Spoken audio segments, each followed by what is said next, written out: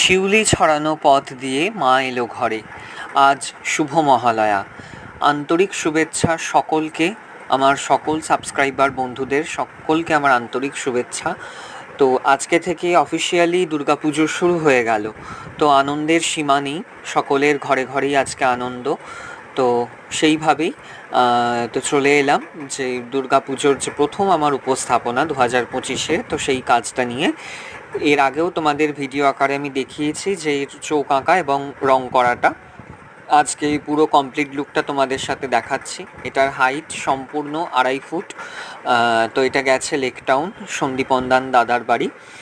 তো তার বাড়িতে এটা থাকবে, মানে প্রিজার্ভ হয়েই থাকবে, পুজো হবে কিন্তু সারা বছরই থাকবে। তো সেইভাবেই বানানো হয়েছে সুন্দর করে।